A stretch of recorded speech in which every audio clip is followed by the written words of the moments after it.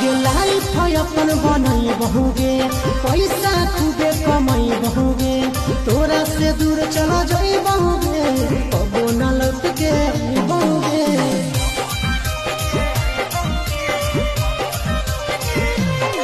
आगे लाइफ अपन बनई बहुगे,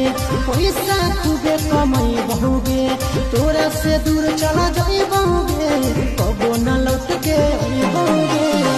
सागर बेदर्दी से बोले ही न तोड़ गे,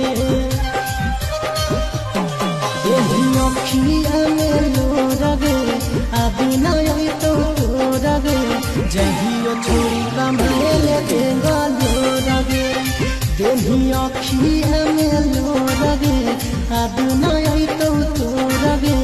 जहियो छोड़ी